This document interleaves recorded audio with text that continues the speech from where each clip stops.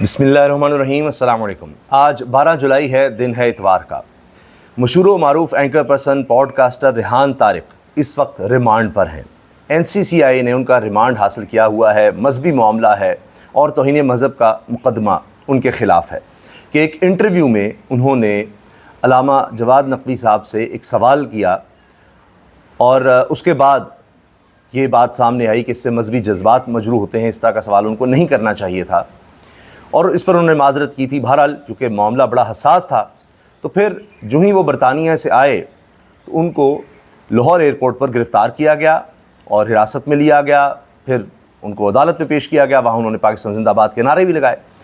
लेकिन जो बात आपके सामने रखनी है वो ये कि रिमांड के दौरान एक अजीब किस्म का मामला सामने आया है कि जब वो कस्टडी में है, जिसको आप NCCI है, पुलिस या इदारे, कानून नाफिज करने इदारे, NCCI है जो बाकायदा इसलिए बनाया गया है कि कोई भी साइबर क्राइम होता है तो उसको वो देखता है और उसको प्रोसिक्यूट करता है, तफ्तीश करता है, सज़ा दिलवाता है।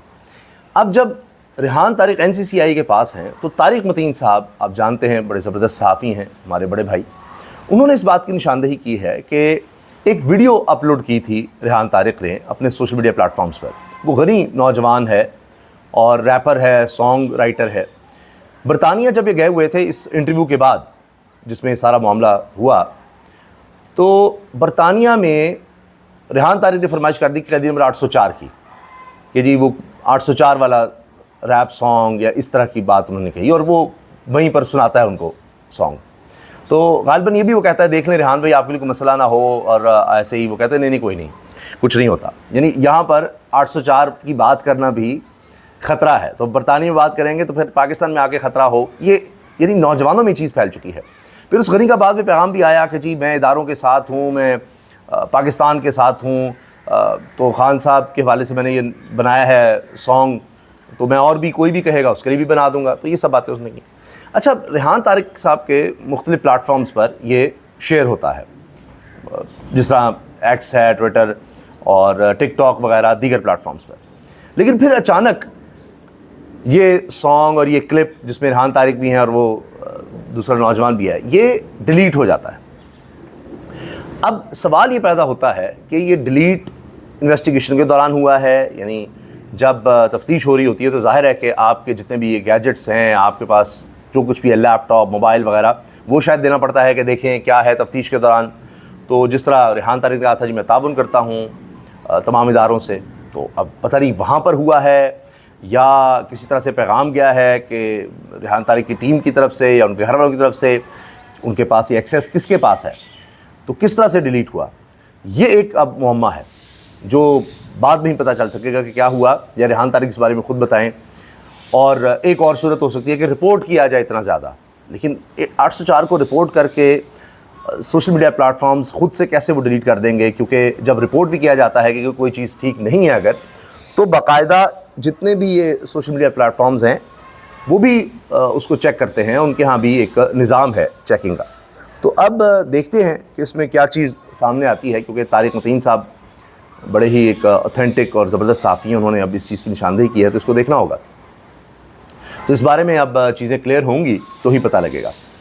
इसके अलावा जनाब, अब वो ख़बर जिसका तस्करा हमने कई हफ़्ते पहले किया था कि रद्दोबदल तो होनी है और लिस्टें तैयार हैं, तो अब आप देख लीजिए, मिड जुलाई का हमने आपसे अर्ज़ किया था कि जुलाई के दरमियान में जाकर, तो आज चूँकि 12 जुलाई है, मिड जुलाई अब तकरीबन आ गया है, तो आज अब ख़बर भी सामने आ गई है कि वफाकी काबीना में बड़े पैमाने पर तब्दीलियाँ होने जा रही हैं। इसको आप अखाड़ पिछाड़ कहें, रद्दोबदल कहें, ये सब कुछ होने लगा है।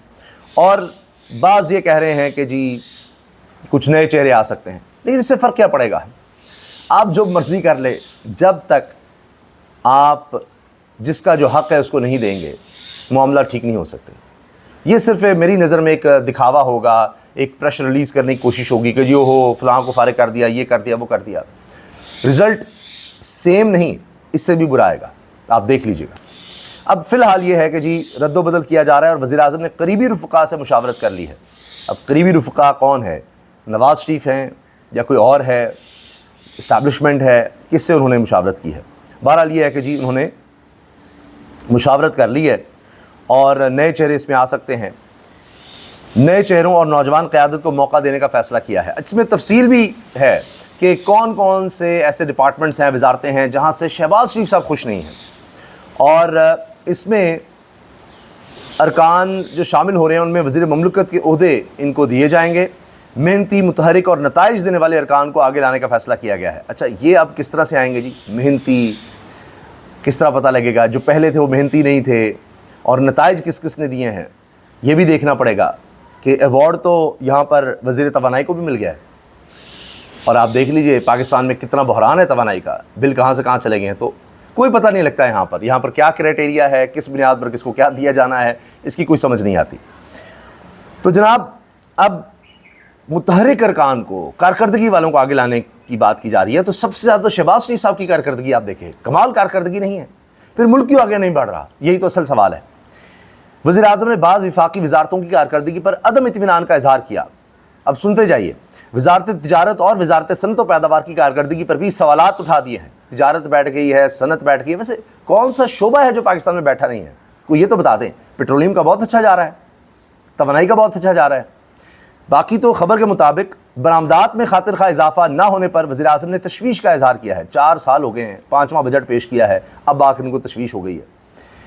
چاول، آلو اور پھلوں کی برآمدات میں مطلوبہ نتائج حاصل نہ ہونے پر بھی برہمی کا اظہار کیا ہے۔ بھائی لٹ گئے، برباد ہو گئے جتنے لوگ اس انڈسٹری سے وابستہ تھے۔ اس میں زراعت کا شعبہ ہے، اس میں ایکسپورٹ کا شعبہ ہے، اس میں انڈسٹریز کئی جوسز کی انڈسٹریز شامل ہیں جو پلپ تیار کرتی ہیں، آلو سے بھی بہت سی انڈسٹری جڑی ہوئی ہیں، سب فارغ ہو گئے۔ اب ان کو تشویش ہو رہی ہے۔ قومی خزانے پر بوجھ کم کرنے کے لیے بعض وزارتوں میں اصلاحات لانے پر بھی غور کیا جا رہا ہے۔ اچھا، وزارتیں ختم نہیں کرنی، اصلاحات کے نام پر پتہ نہیں کہاں سے بجٹ کم ہوگا۔ جو میں دیکھ رہا تھا کلپ، ایک یوسف زئی گیلانی صاحب وہ کہہ رہے تھے کہ کیوں لوگوں نے اتنا شور مچا دیا، 9 کروڑ کی میں نے گاڑی لے لی اور رجسٹریشن پر پھر لگ کے 13 کروڑ ہو گئے۔ ان کو سمجھ نہیں آ رہی، چیئرمین سینٹ کو سمجھ نہیں آ رہی، ہماری اشرافیہ کو، حکمرانوں کو سمجھ نہیں آ رہی کہ وہ اگر 11 ارب روپے کا جہاز لیتے ہیں، 13 کروڑ کی گاڑی لے لیتے ہیں، تو اس میں غلط کیا کیا انہوں نے؟ جسٹیفائی کر رہے ہیں، وہ تو 2024-25 کا تھا معاملہ، تب وہ گاڑی ہوئی تھی بک، وہ تو بلٹ پروف بھی نہیں ہے۔ بڑا احسان کر رہے ہیں کہ نہیں تو کوئی خاص بلٹ پروف بھی نہیں ہے، جیسے کوئی خاص بات ہی نہیں ہے، 9 کروڑ کی گاڑی ہے، وہ پچھلے سال کا وہ بک تھا، وہ تو اب رجسٹریشن اب آ کر ہوئی ہے، اس لیے وبیلا مچ گیا ہے۔ تو وہ اس کو جسٹیفائی نہیں صرف کر رہے، وہ کہہ رہے ہیں کہ اس میں غلط تو کیا، ان کو تو اس بات پر حیرانی ہوئی ہے کہ کوئی یہ بات بھی کیوں کہہ رہا ہے کہ 9 کروڑ کی یا 13 کروڑ کی گاڑی اور لی ہے تو اس میں خرابی والی کوئی بات ہی نہیں ہے۔ ان کو سمجھ نہیں آ سکتی کہ اگر ہم 20-20 لاکھ تنخواہیں لے رہے ہیں، مفت پیٹرول لے رہے ہیں، تو اس پر کوئی شور کیوں مچا رہا ہے؟ یہ وہی ذہنیت ہے کہ اگر روٹی نہیں مل رہی تو کیک کیوں نہیں کھاتے، کہ لوگوں کو کیا مسئلہ ہے، اس سے کیا فرق پڑتا ہے، کروڑوں اربوں روپے ہم لے جائیں اور پہلے ہی ارب پتی ہیں، تو کیا مسئلہ ہے بھائی؟ یہ سوچ ہے۔ تو لہٰذا کوئی کابینہ کم نہیں ہونی، کوئی اصلاحات نہیں ہونی، کوئی انہوں نے خرچے کم نہیں کرنے۔ ابھی بجٹ آیا ہے، ایوان صدر کا، ایوان وزیر اعظم کا، پارلیمنٹ کا خرچہ بڑھا دیا گیا ہے، کم نہیں کیا گیا۔ ٹیکسز بڑھائے جا رہے ہیں، کم نہیں کیے جا رہے ہیں، اسی لیے کہ پھر یہ سارے اللہ تللے چل سکیں۔ ابھی آپ نے یہ بلو پاسپورٹ اور اس میں نہیں دیکھ لیا، سن لیا، سارے اسی کام پر لگے ہوئے ہیں، داؤ لگا رہے ہیں۔ اس کے علاوہ جناب وزارت آبی وسائل کی کارکردگی سے بھی وزیر اعظم غیر مطمئن ہے۔ ارے واہ! کمزور کارکردگی والی وزارتوں کی خامیاں دور کرنے کے لیے عملی اقدامات کا فیصلہ کیا گیا ہے۔ اب یہ 5 سال ہونے کو آئے ہیں تو اب عملی اقدامات ہونے لگے ہیں۔ اب خیال آیا ہے کہ آبی وسائل بھی ٹھیک نہیں جا رہے، تجارت بھی ٹھیک نہیں جا رہی، ایکسپورٹ بھی ٹھیک نہیں جا رہی، اب کچھ کرنا ہے۔ ذرائع کے مطابق وزیر اعظم کارکردگی کی بنیاد پر فیصلے کرنے اور جواب دہی یقینی بنانے کے لیے پرعزم ہیں۔ ارے ہائے ہائے ہائے ہائے، وہ تو پھر پرعزم تو شہباز شریف صاحب ہمیشہ ہوتے ہیں۔ ہزاروں سال نرگس اپنی بے نوری پہ روتی ہے، بڑی مشکل سے ہوتا ہے چمن میں دیداور پیدا۔ وہ تو ہم سن چکے ہیں نا شہباز شریف صاحب سے، اور وہ پھر شیر کا بھی تیا پانچا انہوں نے کر دیا تھا، تو پھر وہ ایڑیاں بھی رگڑنے کا وہ کہتے رہتے ہیں۔ شبانہ روز محنت بھی ان کی چل رہی ہے، وہی چیزیں وہ دہرا رہے ہیں، رزلٹ کچھ نہیں مل رہا۔ ریحان طارق کی ہم نے شروع میں بات کی، تو جیو نیوز کی نشریات کی معطلی کی مدت 15 دن کی پوری ہو گئی اور جرمانہ کیا گیا تھا 1 کروڑ روپیہ، اس کی ادائیگی کے بعد اب جیو نیوز کی نشریات بحال ہو گئی ہیں۔ تو یہاں بھی مذہبی جذبات مجروح کرنے کا تھا معاملہ، کہ مذہبی خاکہ بنا دیا گیا تھا، اس پر جیو نیوز نے معافی مانگی۔ اب پیمرا کو لگتا ہے کہ بس اتنا کافی تھا، احتجاج بھی سب بھی ہوا، لیکن 1 کروڑ جرمانہ، 15 دن کی معطلی، یہ کافی تھی، بس اب جی ان کی نشریات بحال ہو چکی ہیں. 15 دن چکے بند رہی تھی تو یہ بڑی خبر بنی تھی، اور اس پر پھر علماء بھی سامنے آئے تھے، جس طرح ریحان طارق والے معاملے پر آئے، تو اس کے بعد یہ سب چیزیں ہوئی ہیں. اس کے ساتھ جناب کشمیر کے حالات بدستور کشیدہ ہیں، اور ایک طرف انتخابی عمل کی تیاریاں ہیں، جلسے جلوس کی کوششیں ہیں، دوسری طرف خبریں آ رہی ہیں کہ راستے بند کیے جا رہے ہیں، اور آزاد کشمیر میں الیکشن کمشنر کے عملے اور تمام سرکاری گاڑیوں کے داخلے کو روکنے کے لیے راستے بند کیے گئے ہیں. اس کی ویڈیوز آ رہی ہیں، بڑے بڑے پتھر رکھ کر راستوں کو بلاک کر دیا گیا ہے. اس کے علاوہ ایک اور بہت ہی تشویشناک خبر یہ آئی ہے کہ آزاد کشمیر کے ضلع کوٹلی میں مسلم لیگ نون کے انتخابی قافلے پر فائرنگ سے ایک شخص جاں بحق اور 2 افراد زخمی ہوئے. پولیس نے قتل، اقدام قتل اور دیگر دفعات کے تحت مقدمہ درج کرتے ہوئے 8 افراد کو نامزد کیا ہے، جبکہ 3 ملزمان کی گرفتاری بھی کی گئی ہے. جاں بحق رہنما ملک عاشق آوان کی نماز جنازہ ادا کر دی گئی، جبکہ امیدوار عمیر نعیم نے کارکنوں سے پرامن رہنے اور قانون ہاتھ میں نہ لینے کی اپیل کی ہے. یہ مسلم لیگ نون کے انتخابی قافلے پر فائرنگ ہوئی ہے، جس سے یہ سارا کچھ ہوا کہ ایک شخص جاں بحق اور 2 افراد زخمی ہوئے ہیں. اب اتنے حالات کشیدہ ہیں. باقی کسی جگہ پر کچھ جلسہ وغیرہ بھی رپورٹ ہو رہا ہے، لیکن دیکھیے انتخابی عمل کے دوران ہی فائرنگ اور پھر یہ راستے بند کرنا، اس سے اندازہ ہوتا ہے کہ چیزیں نارملائز نہیں ہو پا رہی. باقی ابھی اگر حکومت کی بات کریں، ہماری اشرافیہ کی بات کریں، سیاستدانوں کی بات کریں، تو وہ مراد کے چکر میں ہیں. وہی بلو پاسپورٹ جی، وہ تحریک انصاف کو تو لینے کے دینے پڑ گئے ہیں. وہ کہہ رہے ہیں جی اچھا ہم اس پر دوبارہ دیکھتے ہیں، لیکن یہاں پر سینٹ میں کام شروع ہو گیا ہے کہ سابق کو بھی دو، موجودہ کو بھی دو، پتہ نہیں پھر موقع ملے نہ ملے. جب ترجیحات اس طرح سے ہوں گی تو پھر نتائج یہی نکلیں گے کہ پیٹرول عالمی سطح پر قیمت نیچے جائے اور یہاں پر قیمت بڑھا دی جائے. اور پھر پتہ چلتا ہے کہ یہ تو ٹیکس لگا دیا گیا ہے، سارا بھانڈا پھوڑ دیا ہے شہباز رانا صاحب نے. اور پھر ڈالر کے ساتھ کہ جی وہ کمپیریزن کے چکر میں، حالانکہ ڈالر کی قیمت تو کافی عرصے سے بڑھی نہیں رہی، باقی اس چکر میں بڑھا دی گئی ہے. عالمی سطح پر قیمتیں گری ہیں، انہوں نے بڑھا دی ہیں کہ اچھا وہ ایران اور امریکہ کے درمیان دوبارہ جنگ کی کیفیت ہے تو یہ بہانہ مل گیا ہے. جبکہ عالمی سطح پر قیمتیں گری ہیں، بڑھی نہیں، اس طرح نہیں بڑھی. اور اس کا امپیکٹ تو کم ہونا چاہیے تھا پیٹرول پر کہ قیمتیں نیچے جانی چاہیے تھیں. انہوں نے ٹیکس بڑھا کر اور یہ کہ جی یہ پیریٹی جو آپ کہیں کہ رقم کی، ایکسچینج ریٹ کی، وہ بھی اس میں شامل کر کے تو بڑھا دی ہے. 105 روپے ٹیکس لیا جا رہا ہے، آپ اندازہ لگائیے. کاربن لیوی الگ، وہ بھی بڑھا دی گئی تھی پہلے. یہ سب ہو رہا ہے. اور دوسری طرف کیا ہوا ہے، چینی پاور کمپنیوں کا توانائی معاہدوں پر نظر ثانی اور 170 ارب روپے لیٹ پیمنٹ سرچارج معاف کرنے سے انکار. شہباز رانا نے بتا دیا ہے کہ نہ تو نئے معاہدے کرنے جا رہی ہیں چینی کمپنیاں، اور نہ ہی 170 ارب روپے سرچارج معاف کر رہی ہیں. یعنی جرمانہ جو اصل رقم ہے وہ تو دو ہی، جرمانہ بھی ساتھ دو، وہ بھی معاف نہیں کر رہی چینی کمپنیاں. یہ ہے ان کی کارکردگی، یہ ہے ان کی ساکھ. اور توجہ جب دوسرے کاموں پر ہوگی تو حالات یہی ہوں گے.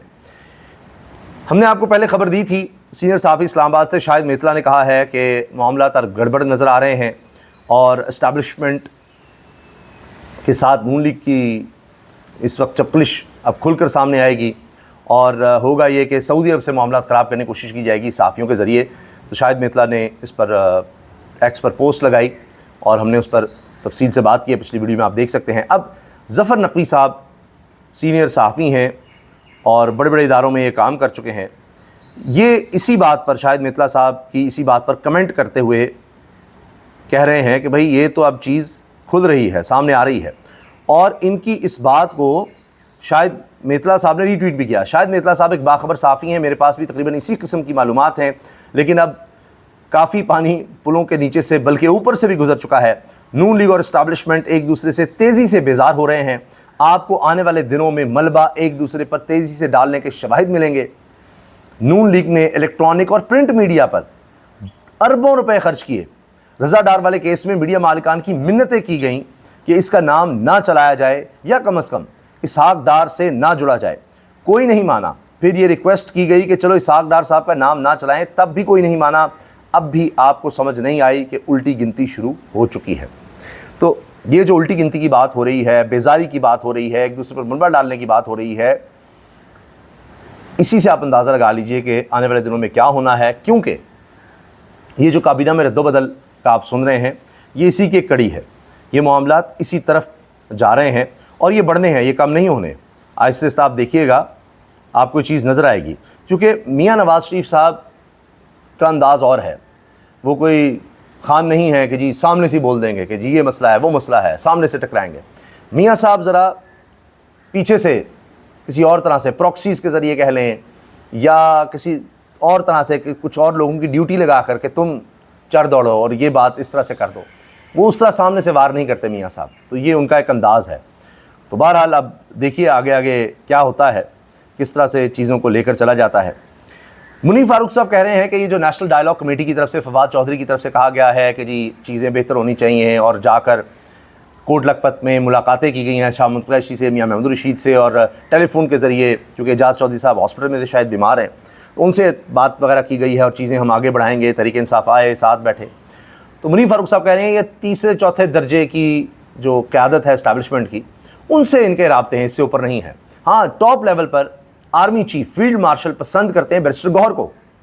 منیر فاروق صاحب کہہ رہے ہیں، اور یہ میں بات آپ کو پہلے کئی دفعہ بتا چکا ہوں کہ بیرسٹر گوہر کو بہت پسند کرتے ہیں آرمی چیف. لیکن معاملہ یہ ہے کہ بیرسٹر گوہر کے پاس اختیارات نہیں ہیں کہ وہ کوئی چیز اس طرح سے کمٹ کر سکیں. اور یہ بات بھی آن ریکارڈ ہے، یہ میں آپ کو بتا دوں کہ خان صاحب کہہ چکے ہیں بات ہوگی تو اسٹیبلشمنٹ سے ہوگی. اور بیرسٹر گوہر نے ایک انٹرویو میں کہا تھا کہ ہاں خان صاحب نے مجھے کہا کہ اسٹیبلشمنٹ سے بات چیت کرو، تو وہ تو ایک راستہ کھلا تھا، بیرسٹر گوہر نے بات کی. لیکن معاملہ کبھی بھی خان صاحب کی رہائی تک پہنچ نہیں سکا. معاملہ یہ ہے، مسئلہ یہ ہے، بات وہاں تک نہیں آتی. اب تیسری چوتھی ٹیئر ہی صحیح تو ایک اوپن تو ہوا ہے ڈور، اب دیکھتے ہیں اوپر تک جاتا ہے یا نہیں جاتا، چیزیں بہتر ہوتی نہیں ہوتی. لیکن میری کل ایک شخصیت سے بات ہوئی اور ان سے میں نے اسی والے سے پوچھا کہ جی کوئی اس میں بریک تھرو ہوگا. انہوں نے کہا نہیں، یہ فواد چودھری صاحب وغیرہ تو بریک تھرو کرنے کے ابھی کیا کہیں کہ اہل نہیں یا پوزیشن میں نہیں ہے، یہ بہتر ہے کہنا. نظر نہیں آتا کوئی بڑا بریک تھرو ہوگا، کیونکہ ٹاپ لیول پر ابھی اس طرح گنجائش نہیں ہے. تحریک انصاف کے لیے کہیں یا خان صاحب کے لیے وہ کوئی نرم گوشہ پیدا نہیں ہو رہا، یہ کہہ لیں آپ. مگر حالات یہاں پر بات آ کر رکی تھی، حالات ایسے پیدا ہو گئے ہیں کہ چیزوں کو اب اس طرح سے نہیں چلایا جا سکتا. اور اس وقت چیلنجز بہت زیادہ بڑھ گئے ہیں. سب کو ایک ہونے کی ضرورت ہے، لازمی ہے. چیلنجز اس طرح کے آ گئے ہیں پورے ملک میں. امن و امان کے حوالے سے آپ دیکھ لیجئے، معیشت کے حوالے سے دیکھ لیں، تو کہیں نہ کہیں جا کر تمام لوگوں کو اکٹھا کرنا پڑے گا. اس کے علاوہ کوئی حل نہیں ہے، ورنہ چیزیں اور خراب ہو سکتی ہیں، جس طرح ہم پہلے دیکھ رہے ہیں. عالمی منڈی میں کمی کے باوجود پیٹرول میں اضافے کی دو بڑی وجوہات. حکومت نے پیٹرولیم لیوی میں 9.64 روپے یعنی 9 روپے 64 پیسے اضافہ کیا. روپیہ مستحکم مگر ایکسچینج ریٹ کی مد میں 4 روپے 29 روپے ٹیکس میں اضافہ کر دیا ہے. پیٹرول پر کل ٹیکس 105. یہ 2 نمبری پکڑی ہے، میں تو 2 نمبری کہوں گا. شہباز رانا صاحب نے بتایا ہے کہ جناب اس طرح سے انہوں نے قیمتیں بڑھائی ہیں. یہ ہے اصل ان کا کردار، یہ اب یہ کام کر رہے ہیں. اچھا، اب نجم سیٹھی صاحب نے مقدمہ بھی کیا تھا خان صاحب پر، وہ 35 پنکچر کا الزام لگا. یہ تو یعنی بہت دوریاں ہیں خان صاحب سے اور مخالفت ہے شدید، اور نون لیگ کے بہت قریب ہیں نجم سیٹھی صاحب تاریخی طور پر بھی. تو وہ کہہ رہے ہیں کہ عمران خان کے بارے میں سب جانتے ہیں کہ وہ سادہ آدمی ہے اور وہ تو اس طرح کی چیز کا سوال ہی پیدا نہیں ہوتا، وہ اپنے لیے نہیں کرتے تو کسی کو کیا کرنے دیں گے. بلو پاسپورٹ وغیرہ، امارات لینا، یہ جی لائسنس دے دو، ہمیں عدالت میں نہیں پیش ہونا، اور دیگر جو امارات کی بات ہوئی، تو وہ بھی تعریف کر رہے ہیں کہ جی خان تو اس طرح کا بندہ ہی نہیں ہے. ماہر مشرف فاروق سلیم صاحب بھی سر پکڑ کے بیٹھ گئے ہیں اور انہوں نے ٹیلی ویژن پروگرام میں کہا ہے کہ قیمتیں بڑھیں تو 21 منٹ میں پاکستان پہنچ جاتی ہے عالمی منڈی کی قیمت، کہ وہ عالمی منڈی بڑھ گئی 21 منٹ میں بڑھا دو. قیمتیں کم ہوتی ہیں تو 21 دن لگ جاتے ہیں کہ قیمتیں کچھ کم کرنی ہے. اس کی وہ کہتے ہیں مجھے بھی سمجھ نہیں آ رہی کہ چکر کیا ہے، کہ یہ کیا کرائٹیریا ہے. ان کو بھی سمجھ نہیں آ رہی، سمجھ کسی کو بھی نہیں آ رہی کہ حکومت کر کیا رہی ہے، سوائے اس کے کہ ان سے چیزیں سنبھلنی نہیں، چلنی نہیں، اور ان کو اور کوئی راستہ سمجھ نہیں آتا کہ بس اپنے خرچے بڑھاتے جاؤ اور ٹیکس بڑھا کے پورے کرتے جاؤ. اجازت دیجیے، اللہ حافظ.